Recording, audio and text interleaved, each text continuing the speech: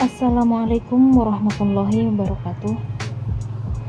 Di sini saya akan membahas mengenai perkembangan ilmu pengetahuan di dunia Islam pada zaman klasik. Jadi, pada masa Daulah Abbasiyah, ibu kota Baghdad menjadi pusat intelektual muslim, di mana terjadi pengembangan ilmu pengetahuan dan kebudayaan Islam. Sekolah-sekolah dan akademik pun muncul di setiap pelosok. Perpustakaan-perpustakaan umum yang besar pun didirikan dan terbuka untuk siapapun, sehingga pemikiran filosofis besar zaman klasik dipelajari berdampingan dengan ilmu Islam. Perkembangan intelektual muslim pada masa yang disebut oleh Harun Nasution disebut sebagai periode klasik pada tahun 650 sampai 1250 yang merupakan zaman kemajuan. Di masa inilah berkembangnya dan munculnya ilmu pengetahuan, baik dalam bidang agama maupun non-agama dan kebudayaan Islam. Zaman inilah yang menghasilkan ulama besar seperti Imam Malik, Abu Hanafi, Imam Asy-Syafi'i, dan Imam Ibnu Hambal dalam bidang hukum, teologi, Zunnun al-Misri, Abu Za'ud al-Butami, dan Al-Hallaj dalam mistisme atau tasawuf, Al-Kindi, Al-Farabi, Ibnu Sina, dan Ibnu Maskawai di dalam bidang filsafat, Ibnu Hashim, Ibnu Khawarizmi, Al-Mas'udi, dan Al-Razi di dalam bidang pengetahuan.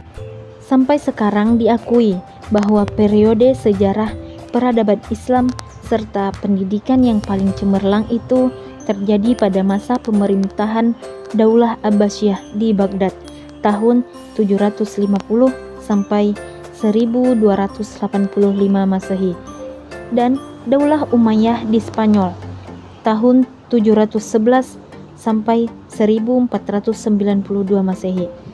Pada masa periode inilah segala potensi yang tergantung dalam kebudayaan yang didasari nilai-nilai Islam mulai bergerak secara perlahan namun strategis. Selain terjadi kemajuan di bidang sosioekonomik, terjadi pula kemajuan di bidang intelektual.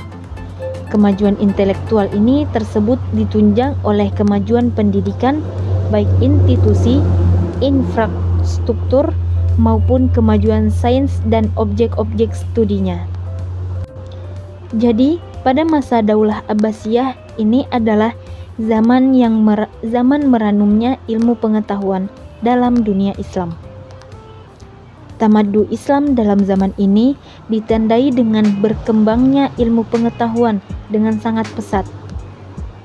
Di zaman ini, umat Islam telah membuat jalan baru bagi kehidupan ilmunya. Ini adalah hasil logis dari zamannya sendiri yang telah mengalami perubahan.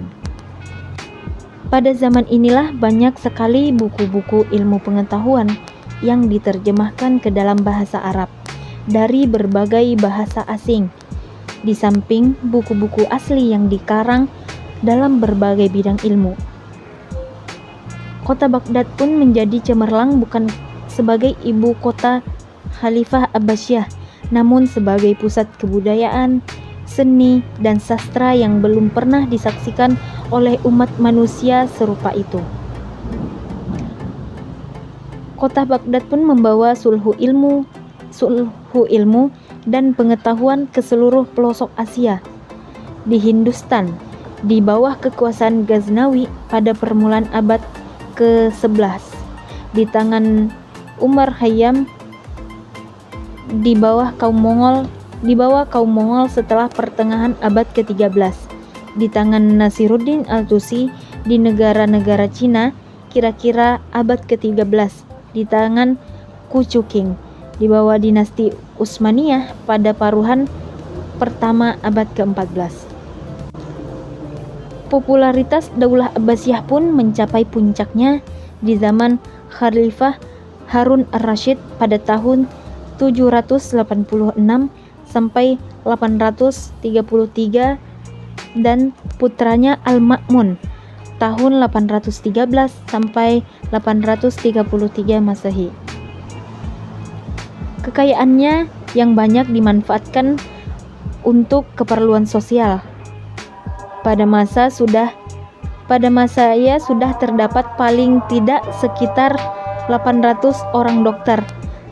Al-Ma'mun pengganti Al-Rasyid dikenal sebagai khalifah yang sangat cinta kepada ilmu pengetahuan. Pada masa pemerintahannya, penerjemah buku-buku asing pun digalakkan. Untuk menerjemahkan buku-buku asing Yunani, ia menggaji penerjemah-penerjemah dari golongan Kristen dan penganut agama lain yang ahli. Ia juga banyak mendirikan sekolah. Salah satu karya besarnya yang terpenting ialah pembangunan Baitul Hikmah, pusat penerjemahan yang berfungsi sebagai perguruan tinggi dengan perpustakaan yang besar. Pada masa Al-Ma'mun inilah Baghdad mulai menjadi pusat kebudayaan dan ilmu pengetahuan.